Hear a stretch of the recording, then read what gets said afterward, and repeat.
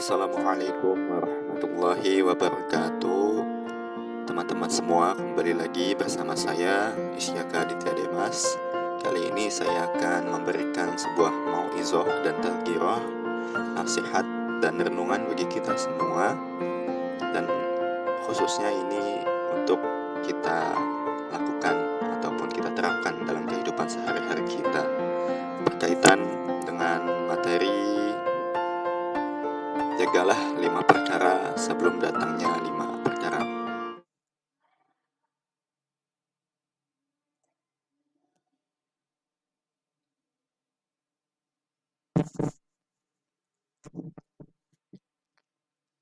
Hadis Nabi dari Ibnu Abbas radhiyallahu anhuma, Rasulullah sallallahu alaihi wasallam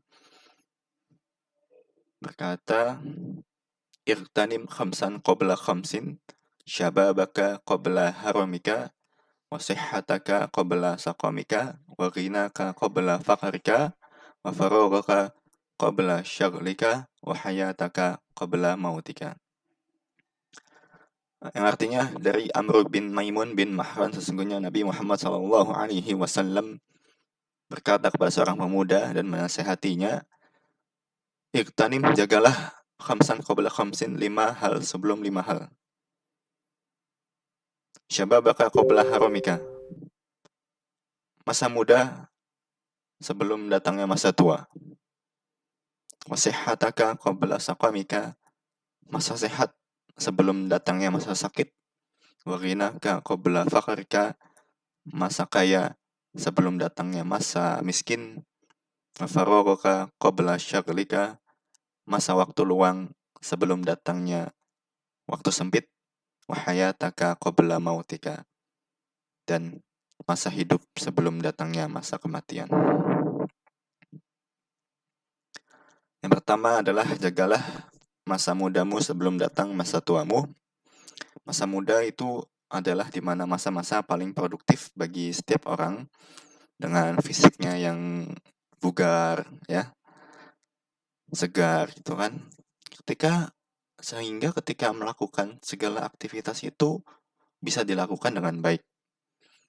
Oleh karena itu, selagi masih muda, kita sepatutnya memanfaatkan hal tersebut untuk mengerjakan kebaikan, kegiatan yang bermanfaat bagi orang lain, berbanyak amal ibadah kepada Allah Subhanahu wa taala. Karena ketika sudah datangnya masa tua, ada tekad keinginan kita untuk melakukan ibadah, amal kebaikan, tetapi fisik kebugaran kita, jasmani kita sudah tidak kuat. Contoh sederhana adalah ketika sholat.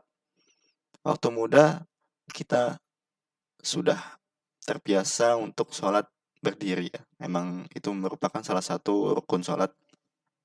Tetapi ketika sudah tua, kita tidak bisa berdiri, bahkan harus duduk ataupun berbaring.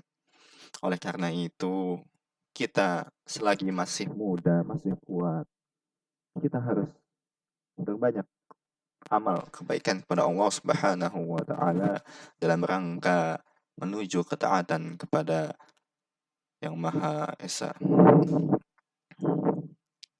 Kemudian yang kedua adalah jagalah sehatmu sebelum datang sakitmu. Nikmat sehat itu sangat besar yang Allah berikan kepada kita. Betapa banyak orang yang lupa akan nikmat ini, yaitu sehat. Kesehatan itu aspek penting dalam hidup kita, karena ketika kita sehat, kita melakukan apa saja itu enak. Makan bisa. Tetapi ketika rasa sehat itu diambil oleh Allah Subhanahu wa taala dan diberikan rasa sakit, kita jadi susah untuk melakukan kebaikan-kebaikan. Bahkan ketika bulan Ramadan yang akan datang ini, seseorang jika sehat itu diwajibkan untuk berpuasa. Tetapi ketika sakit, orang itu tidak ada kewajiban untuk berpuasa dengan mengganti di lain hari mengqadha kalau sudah sehat. Oleh karena itu, ketika badan kita sehat, jasmani kita sehat, rohani kita sehat, kita manfaatkan kesehatan tersebut untuk beribadah kepada Allah dalam rangka mencari ketaatan dan keridhaan Allah Subhanahu wa taala. Kemudian selanjutnya adalah kekayaan sebelum datangnya kemiskinan. Allah Subhanahu wa taala telah mentakdirkan rezeki setiap orang itu berbeda-beda. Ada yang tadinya berkecukupan menjadi kaya, ya, ataupun yang hidupnya hanya berkecukupan saja. Karena pada hakikatnya ketika kita punya harta, di situ ada bagian untuk orang lain. Atau kita biasa keluarkan setahun sekali zakat, fitrah, ya. Nah, itu merupakan tanda syukur kita pada Allah Subhanahu wa taala yang telah memberikan kita kekayaan dengan mensodakohkan sebagian dari rezeki kita kepada orang lain, terutama yang membutuhkan. Dan kita harus bersyukur terhadap apa-apa yang Allah kasih kepada kita. Apalagi sekarang masa pandemi, ya, banyak karyawan, pegawai-pegawai yang diberhentikan kerja oleh perusahaannya karena sepinya pengunjung atau pembeli. Nah, apa-apa kita yang miliki, kita harus syukuri dengan bersedekah kepada orang lain.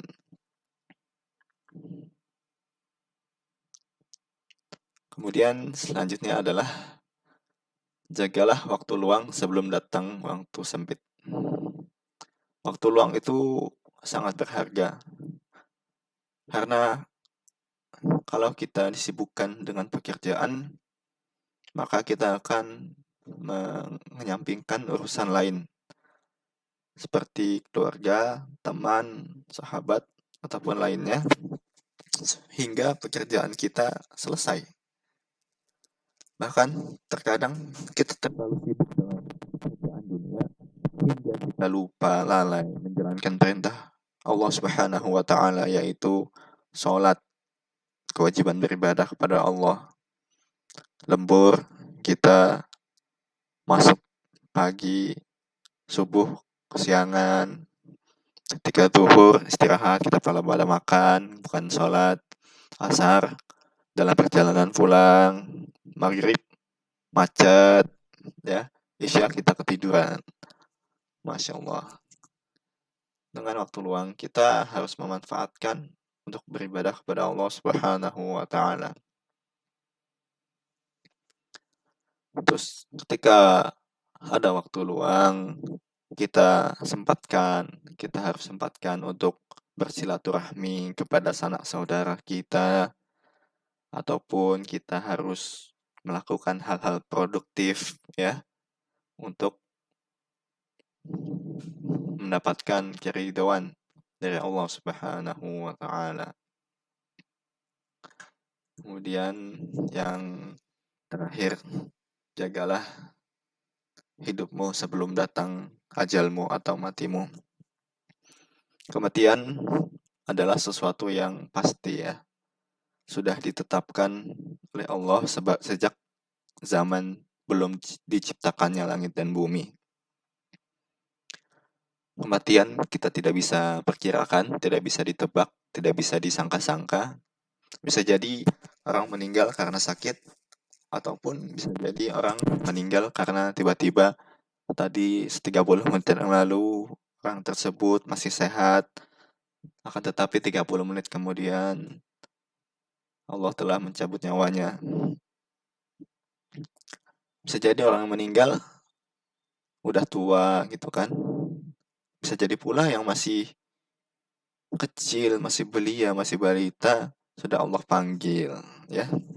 Oleh karena itu, kita masih diberikan kesempatan hidup, maka perbanyaklah amalan-amalan kebaikan sebelum datang waktu kematian, karena ketika sudah datang waktu kematian, amalan-amalan tersebut telah diputus, telah tidak bisa kita tabung untuk akhirat nanti, kecuali 3 perkara, yaitu amal soleh kita, terus anak-anak kita yang mendoakan.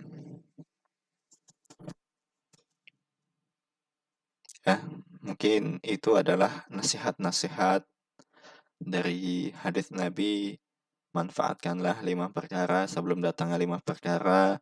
Mungkin apa yang saya sampaikan ini bisa diambil hikmahnya dan untuk dilaksanakan dalam kehidupan sehari-hari. Kurang lebihnya mohon maaf. Apa-apa yang datang kebaikan itu dari Allah Subhanahu wa taala, dan apa-apa keburukan yang datang itu datangnya dari saya pribadi. Kurang lebihnya mohon maaf. Bila taufik wal hidayah. Sampai jumpa nanti. Assalamualaikum warahmatullahi wabarakatuh.